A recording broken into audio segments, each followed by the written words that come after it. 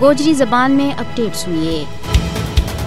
بھارت کے غیر قانونی زیر قبضہ جموں کشمیر میں عوام 3 سالان گزر جان دے باوجود کپواڑہ گا 2 گراں کنن پوشپورا ماں بھارتی درندگی نہ کسی بھی صورت میں پلا نہیں سکتا۔ بھارتی فوجیوں نے 3 فروری 1991 کی رات کنن اور پوشپورا ماں 5 سالان دے لے گئے 80 سال کی تقریباً 100 کشمیری خواتین کی اجتماعی ابروریزی کی۔ کنن پوشپورا ثانیہ کی یاد کشمیریاں کا ذہنہ ماں اج بھی اسی طرح تازی۔ 31 سال گزرن دے بعد بھی کنن پوشپورا اجتماعی ابروریزی کی متاثرہ خواتین انصاف کی منتظر ہیں۔ مقبوضہ کشمیر میں کنن پوشپورا جیسا دردناک ثانیات کو وقوع پذیر ہونا اس گل کی واضح دلیل ہے کہ بھارت کا طرز اس کا فوجیاں انسانیت کے خلاف جرائم پر کھلم کھلی چھوٹ حاصل ہے۔ بھارت مقبوضہ جموں کشمیر میں خواتین کی آبروریزی نہ ریاستی دہشت گردی کا ایک اعلیٰ اور جنگی ہتھیار کا طور کے اوپر استعمال کر رہی ہے۔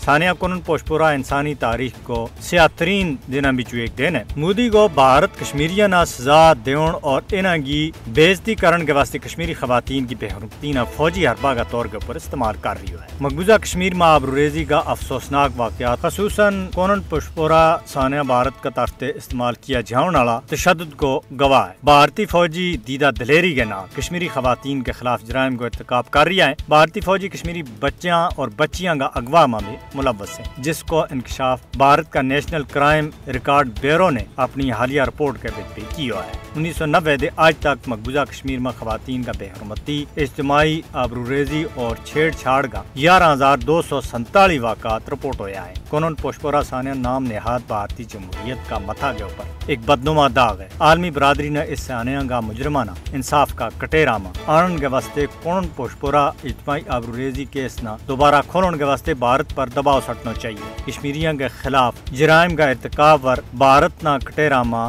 لیانو انصاف کو مجھ بڑو تقاضا ہے اس وقت۔